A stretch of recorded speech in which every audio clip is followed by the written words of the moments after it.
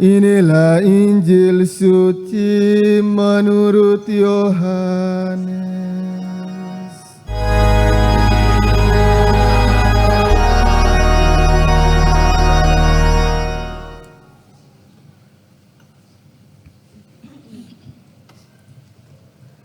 Sekali peristiwa Yesus pergi ke Bukit Zaitun. Pagi-pagi benar ia berada lagi di Bait Allah dan seluruh rakyat datang kepadanya. Ia duduk dan mengajar mereka.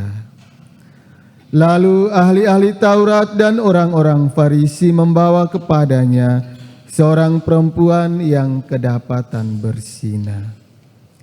Mereka menempatkan perempuan itu di tengah-tengah mereka, lalu berkata kepada Yesus, "Rabi, perempuan ini tertangkap basah ketika ia sedang berzina.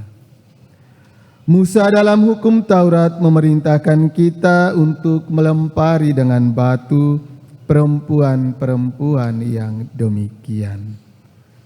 Apakah pendapatmu tentang hal ini?"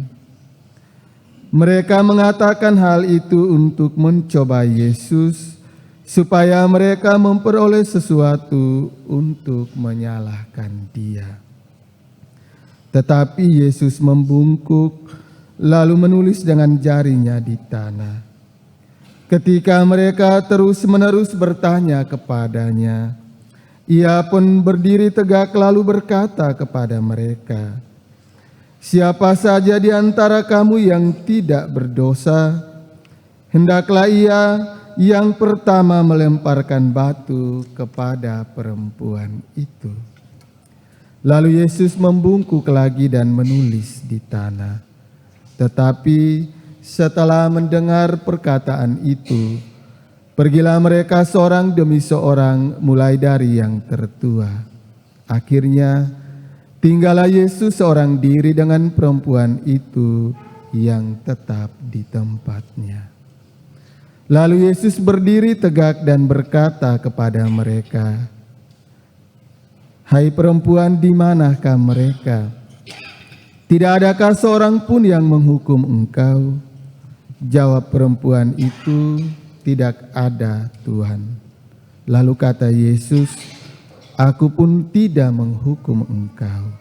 Pergilah dan mulai dari sekarang jangan berbuat dosa lagi."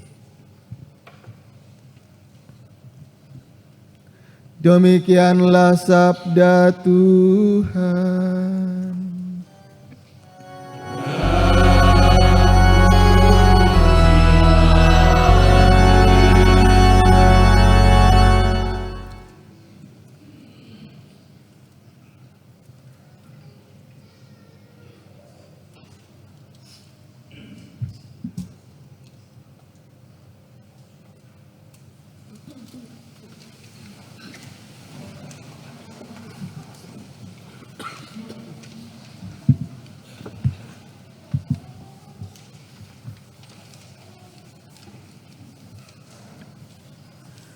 Para suster, oma dan opa, ibu bapak, anak-anak, saudara-saudari umat beriman yang dikasihi Tuhan, sekali lagi selamat pagi untuk kita semua. Semua baik-baik. Terima kasih banyak. Ada yang jawab, ada yang hanya menatap saya. Bapak Ibu sudah tahu kenapa salib patung itu dibungkus? Maknanya apa?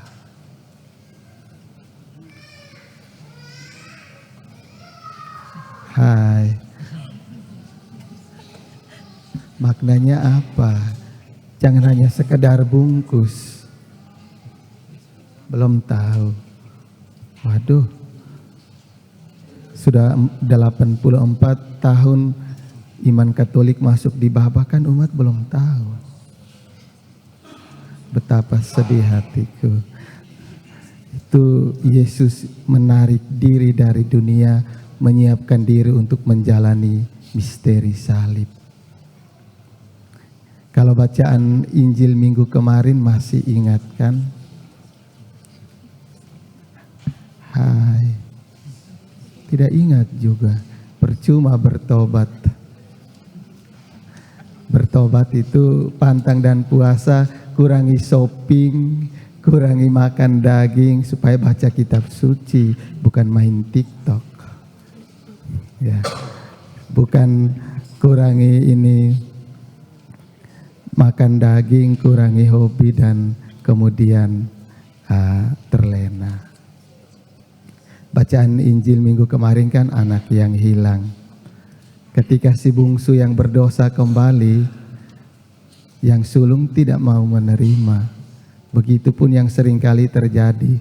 Kita merasa diri paling baik, sehingga ketika yang berdosa bertobat, kita yang di rumah menolak.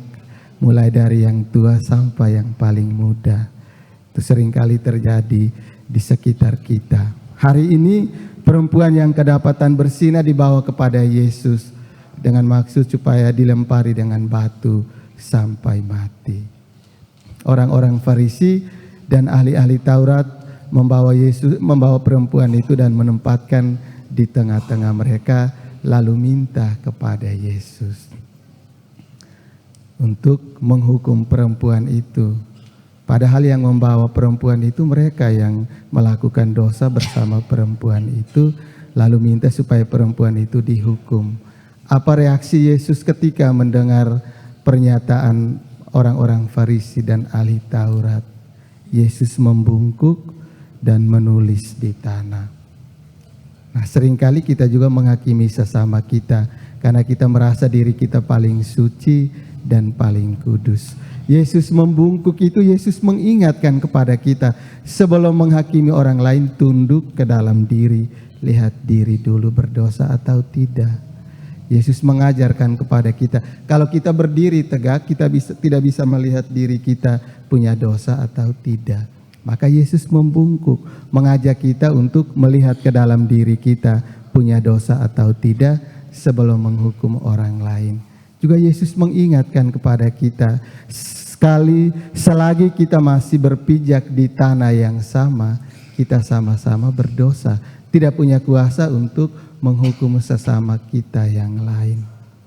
Maka ketika Yesus mengangkat kepala, orang-orang Farisi dan ahli Taurat sudah pergi, mulai dari yang tertua. Berarti yang tua itu dosanya paling banyak. Jangan seenaknya menghakimi yang muda, ya. Kalau tua merasa diri tidak berdosa, itu paling dosa banyak, ya. Lalu Yesus bilang apa?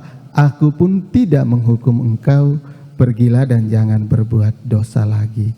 Ketika Tuhan mengampuni kita, ketika kita datang mengaku dosa, walaupun cari-cari romo ya, cari yang tua.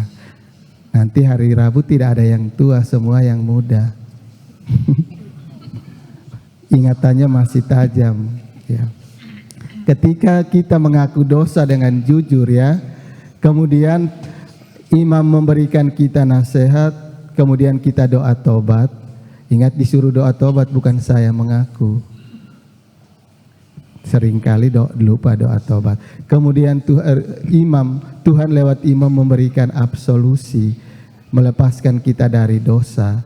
Itu artinya seperti yang Yesus bilang, ketika Tuhan mengampuni dosa kita, Tuhan mengingatkan kita, tutup akses yang lama yang membuat kita berdosa, buka jalan baru, membuat kita lebih baik hidup.